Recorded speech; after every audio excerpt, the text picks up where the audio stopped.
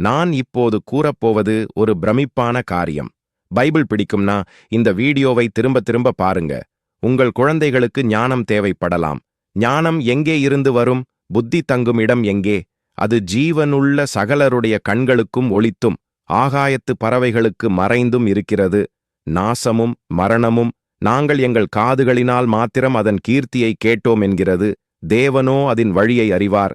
ஆனால் ஞானத்தை கண்டறிகிற மனுஷன் பாக்கியவான் அப்படின்னு நீதிமொழிகள் 3:13 சொல்லுது. அப்போ மனுஷனால் ஞானத்தை பார்க்க முடியும் என்றுதானே அர்த்தம். என் சத்தம் மனுபுத்திரருக்கு கேட்கும் அப்படின்னு ஞானமே நீதிமொழிகள் 8:4 சொல்றதா வசனம் இருக்கு.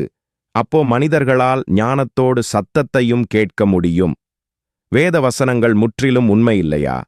அப்ப நம்மளால ஞானத்தோட சத்தத்தை கேட்கவும் முடியும், ஞானத்தை பார்க்கவும் முடியும், ஞானத்தை பெற்றுக்கொள்ளவும் முடியும். தேவன் மட்டுமே அறிந்த ஞானத்தின் வழிகள் இனிதானவைகள் அப்படின்னு நீதிமொழிகள் 3:17 சொல்லுது. உங்களுக்கு ஞானம் வேணும்னா, உங்க பிள்ளைகளுக்கு ஞானம் வேணும்னா, சரி, ஞானத்தை எந்த நேரத்தில் பார்க்கலாம் தெரியுமா? அதிகாலையில்.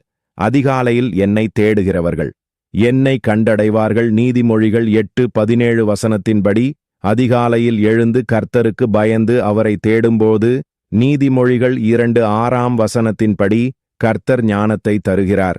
ஆமாங்க, முதல்ல நம்ம தேவனை தேடும்போது அவர் நமக்கு ஞானத்தை கொடுக்கிறார். அவர் வாயிலிருந்து அறிவும் புத்தியும் வரும். ஏன் தெரியுமா? கர்த்தருக்கு பயப்படுதலே ஞானத்தின் ஆரம்பம். தீமையை வெறுப்பதே கர்த்தருக்கு பயப்படுகிற பயம்.